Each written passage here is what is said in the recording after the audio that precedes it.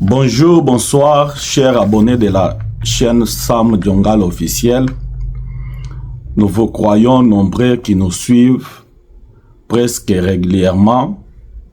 Et vous qui, pour la toute première fois, vous nous regardez sur cette chaîne, nous vous demandons de vous abonner pour ne pas manquer l'une de nos émissions.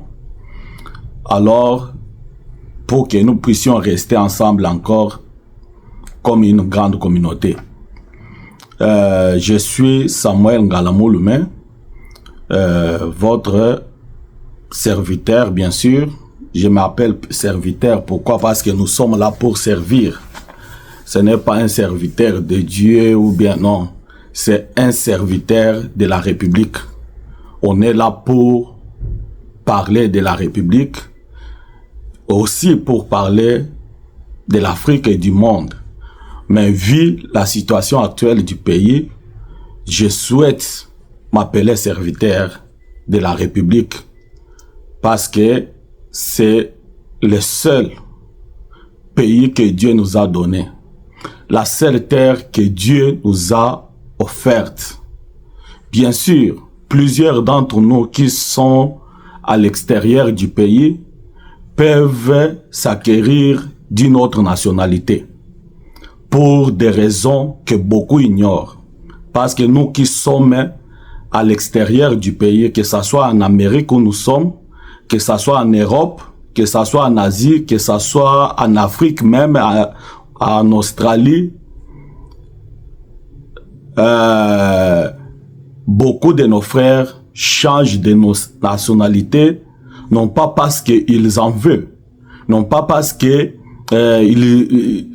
ils trouvent le plaisir de le faire, mais s'ils le font, c'est parce qu'ils sont contraints vu certaines réalités. Chacun connaît des réalités du coin où il se trouve. Mais malgré la nationalité d'autres pays, comme le Congo n'accepte pas la double nationalité, mais chaque Congolais là où il est, dans son sang, lorsque les choses ne marchent pas au pays, il se sent toujours touché quelque part. Il se sent dérangé. Il se sent vraiment révolté par certaines choses. Mais quand ce sont de bonnes choses, il se réjouit. C'est ça le patriotisme. Le patriotisme n'est pas lié au papier. Le patriotisme n'est pas lié au changement de nationalité. Non, le patriotisme, c'est lié au sang. C'est quelque chose déjà inné. Chaque personne naît avec cette chose-là. Au moins, si vous êtes né et vous n'aimez pas votre pays, mais je n'ai jamais vu un homme qui n'aime pas son pays, quelles que soient les conditions que son pays traverse, quelles que soient les richesses ou bien les non-richesses que son pays a, mais il reste toujours attaché à son pays. Alors c'est pourquoi nous devons, nous tous, être des serviteurs d'une manière ou d'une autre de la République démocratique du Congo, bien sûr, qui est notre patrie, qui est notre terre, qui est une portion des terres où Dieu a voulu nous établir comme un peuple. Alors nous avons les devoirs moraux, physiques, civiques, de les défendre jusqu'à la fin, de défendre ces pays-là jusqu'à notre mort, de défendre ces pays-là jusqu'au sacrifice suprême, comme le président Tshisekedi l'a toujours dit. Alors aujourd'hui, c'est parce que c'est pas pour la République que nous sommes là que nous allons parler. De quoi nous allons parler aujourd'hui? Nous parlons du voyage effectué par le président Félix Antoine Tshisekedi Tshilombo à Lomé, la capitale togolaise. C'est depuis hier que le président était arrivé sur les sols togolais sur l'invitation de son homologue, le président, que le président était arrivé sur les sols togolais sur l'invitation de son homologue, le président Faure Gnassingbé, qui est le président de la République togolaise et en même temps le médiateur désigné par l'Union africaine. Vous savez, il y a un temps, ce poste a été attribué au président angolais, Jean Laurens, vu qu'il était maintenant devenu président de l'Union africaine.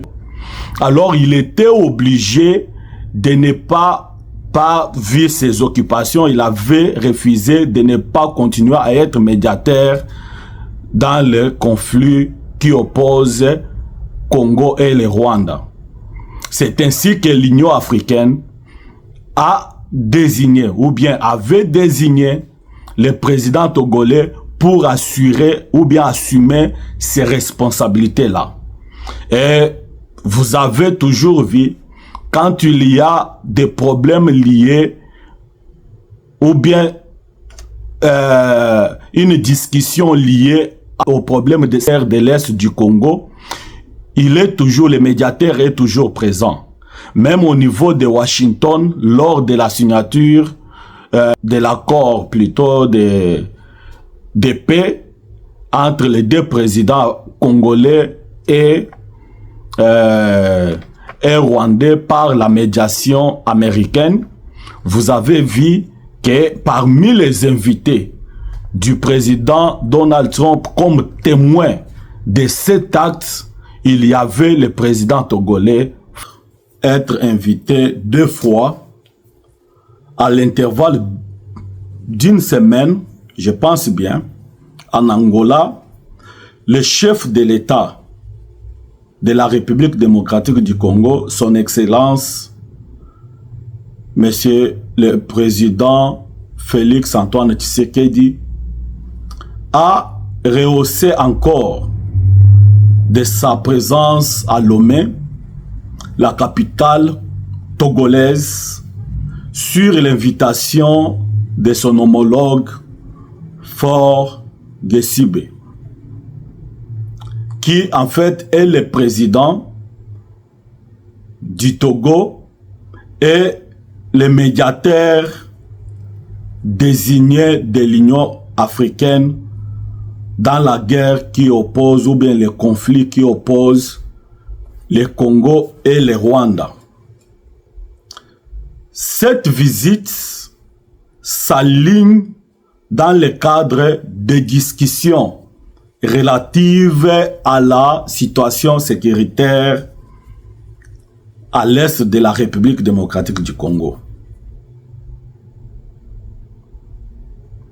Il faut souligner, bien sûr, que cette visite intervient également quelques jours après la visite de quelques heures du président Gnassingbé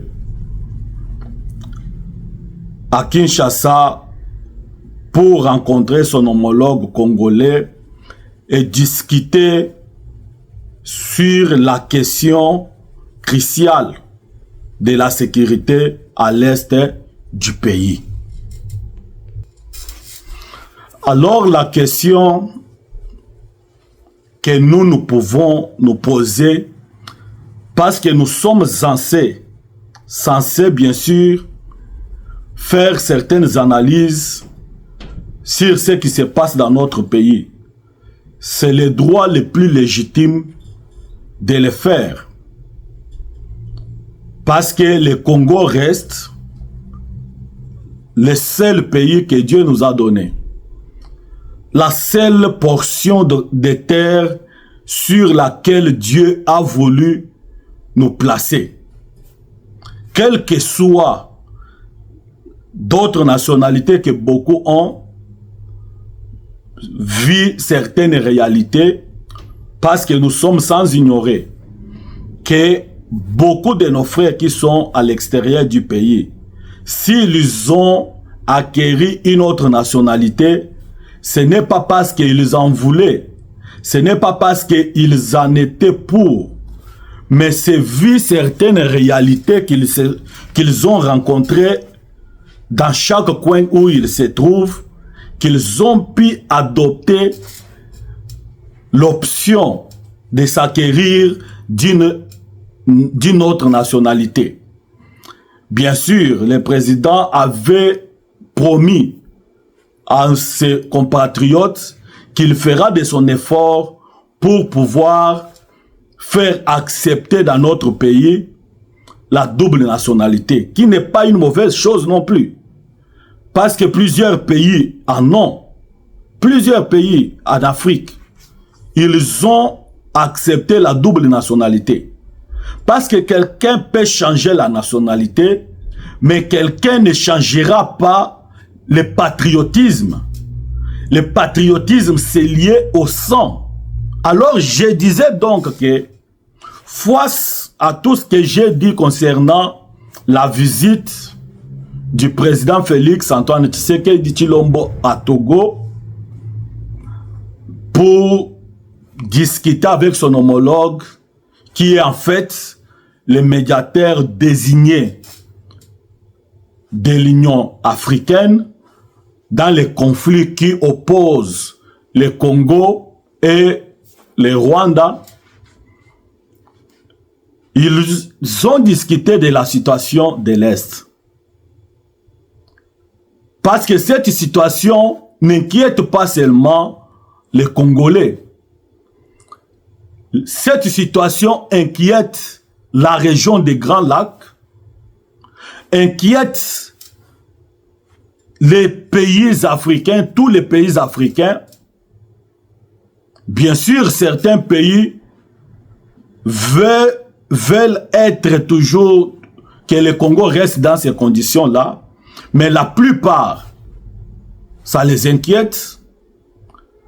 Cette situation inquiète la communauté internationale, bien que c'est la communauté internationale qui nous a mis dans ces pétrins.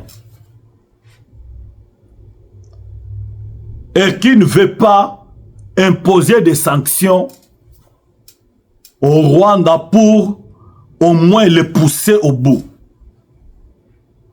Inquiète l'Europe, bien que c'est avec l'hypocrisie, inquiète l'Amérique, surtout de Donald Trump.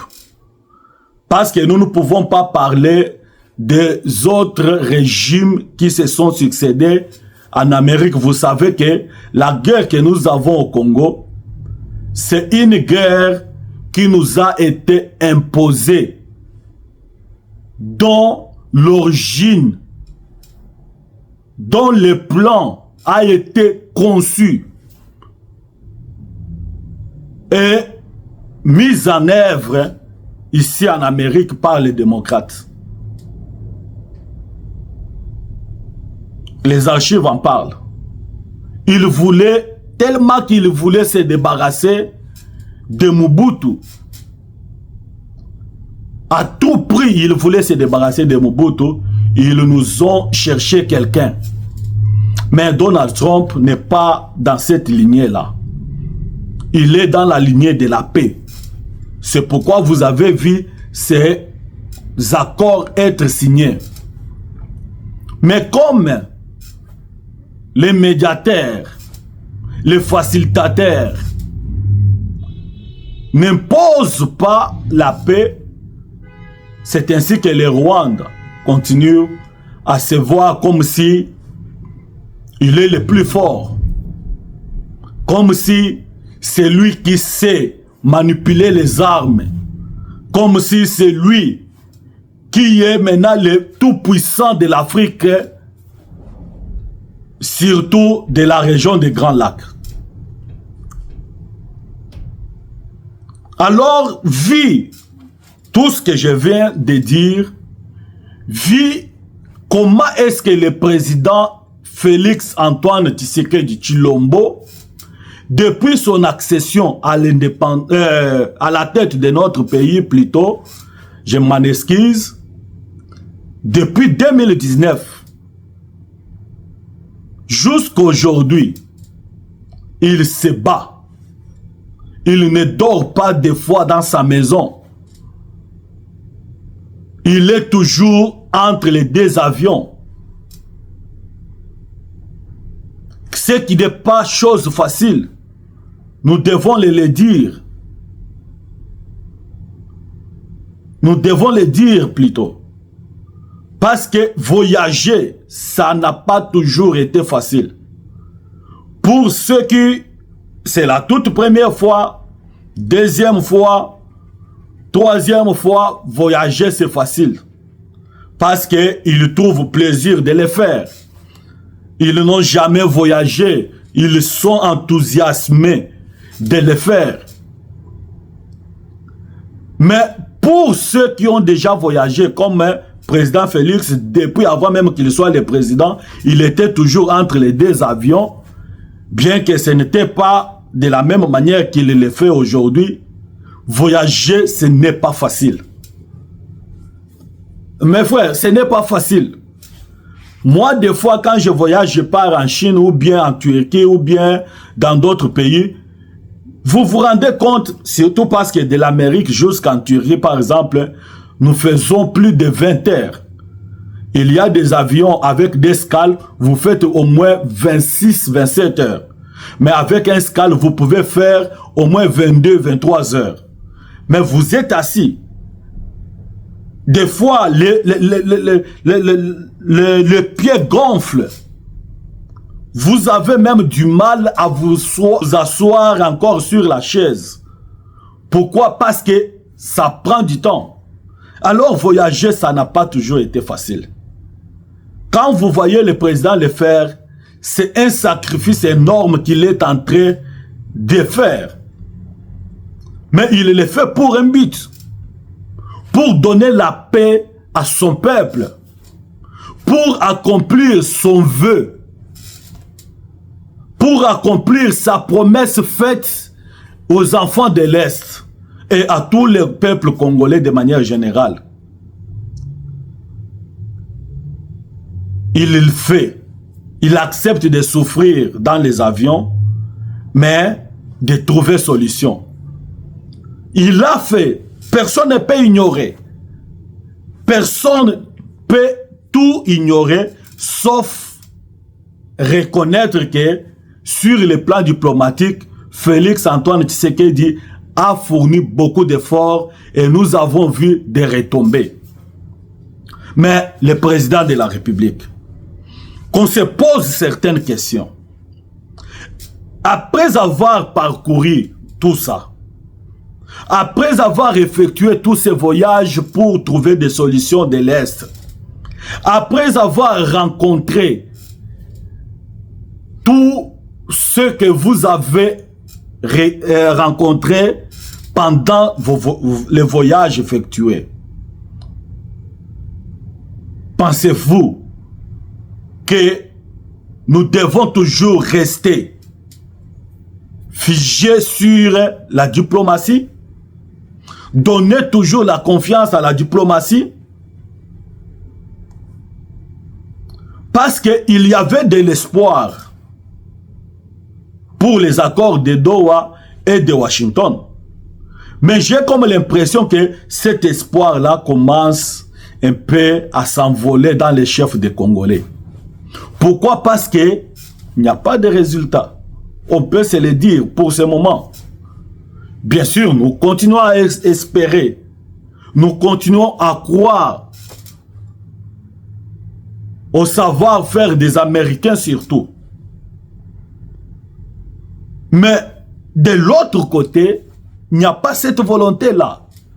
Dans les chefs de Kagame, il n'y a pas cette volonté-là. Pensez-vous que nous devons rester toujours sur cet élan-là? Nous devons toujours rester sur la diplomatie? Ne pensez-vous pas qu'il est temps d'opter une autre option? Bien sûr, vous nous avez toujours dit, surtout le gouvernement nous a toujours dit, que vous êtes sur des lignes diplomatiques et l'autre, l'arme. Vous utilisez les armes.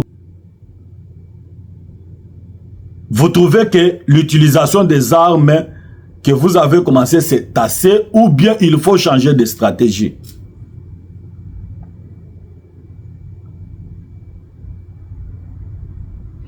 Il nous faut combien de temps? Surtout pour les médiateurs que nous avons connus. Il leur fallu combien de temps pour convaincre à Paul Kagame de laisser la paix à la RDC? Il faut encore combien de temps pour que Kagame comprenne qu'il est temps que les Congolais puissent rester dans la paix dans leur pays? Et surtout aujourd'hui, président de la République, Félix Antoine Tshisekedi Tshilombo, avec ce que Kagame a vomi de sa propre bouche. Bien sûr, ce n'est pas la première fois. Il y a un soi-disant monseigneur, si c'est de quoi, rwandais, qui avait vomi les mêmes mots, les mêmes phrases. C'est que c'est quelque chose qu'ils ont toujours enseigné à leur population. Que nous avons une terre au Congo qui a été attachée, qui nous a été ravie et attachée au Congo lors de la colonisation par les Belges. Ils ont toujours mûri leur population avec cette idée-là. Ils ont toujours enseigné à leur population cette pensée.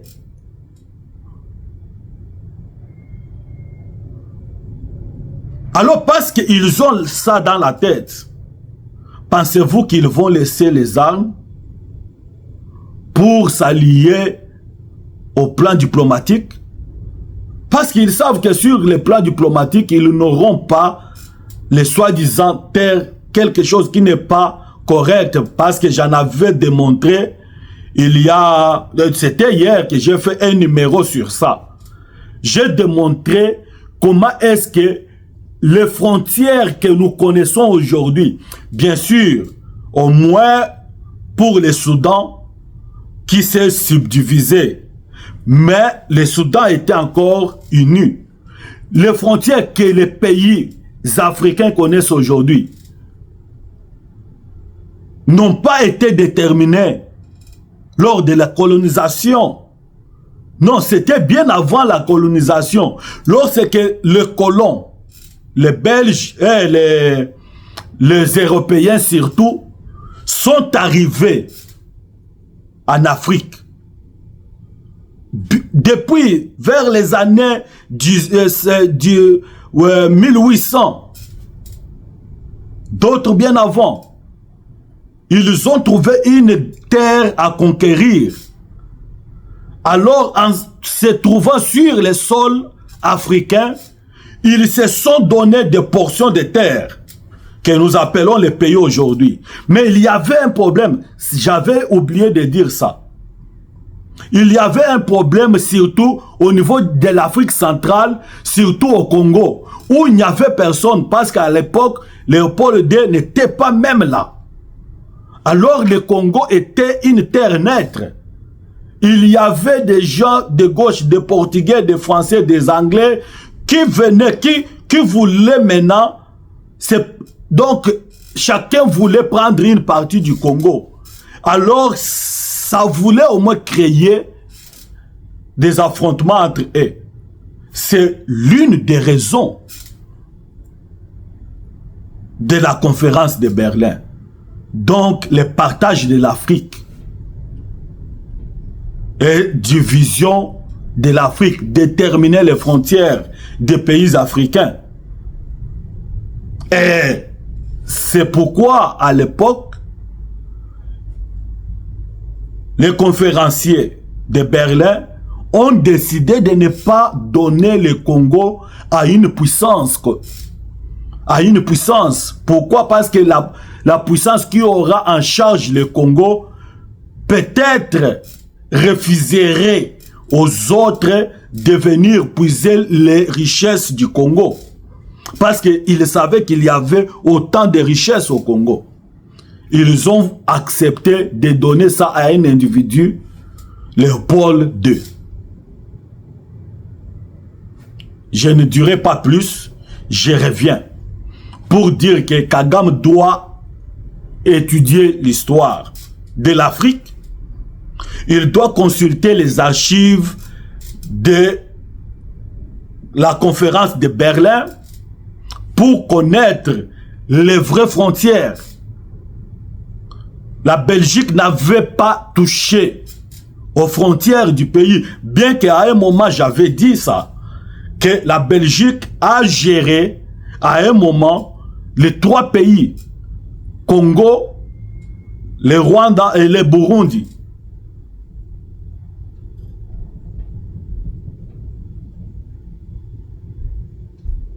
Alors, Monsieur le Président, après ce que Kagame a dit, qu'il y a leur terre, et que le problème de la guerre à l'est du pays n'a pas commencé avec vous ni avec les autres, mais c'est un problème de terre.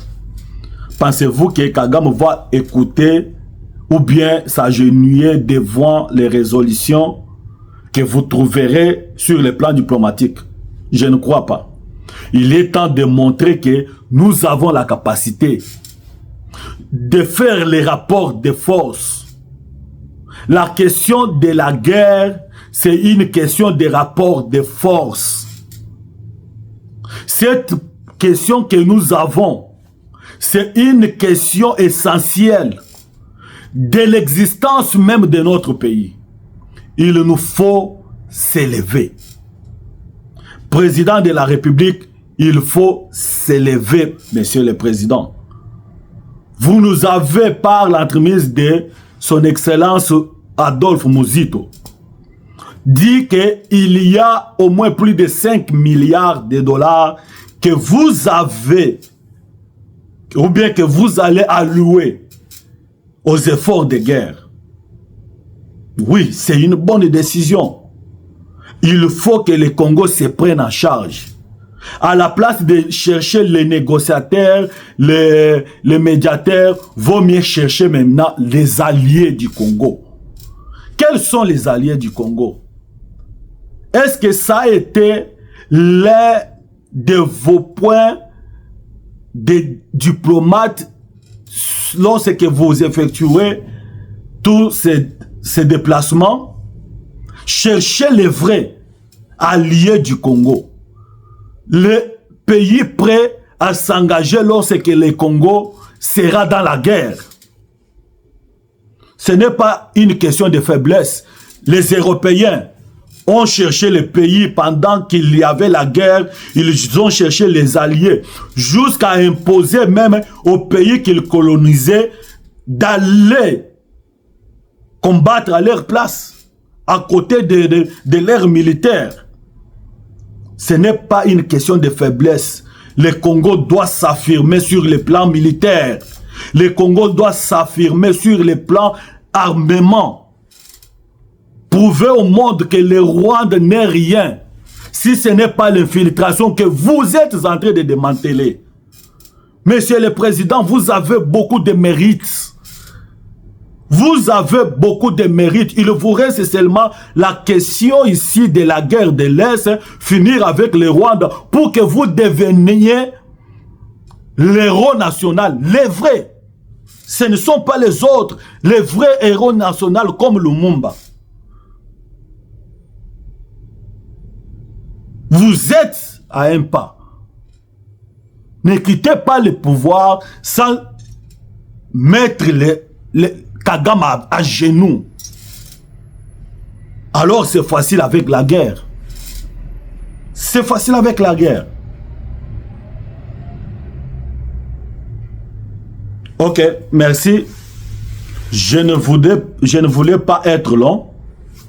Je vais m'arrêter là pour aujourd'hui. Pour parler, j'ai parlé beaucoup sur cette question. Je suis votre Sam Ngalamoulme, le serviteur de la République, sur votre chaîne Sam Diongal officiel. Nous disons merci à tous ceux qui s'abonnent. Vraiment, nous voyons comment est-ce que du jour au jour, il y a l'augmentation de nos abonnés. Mais nous n'allons pas nous limiter là. Nous demanderons aux autres qui, des fois, regardent nos vidéos, mais ne s'abonnent pas, de le faire. C'est une manière de nous soutenir. Et c'est aussi une manière de faire de sorte que nous puissions devenir une grande communauté. N'oubliez pas de liker. N'oubliez pas de partager et surtout de clocher sur la cloche de notification. C'est là que vous allez recevoir les messages ou les notifications lorsque nous émettons de nouvelles émissions. Merci et à la prochaine.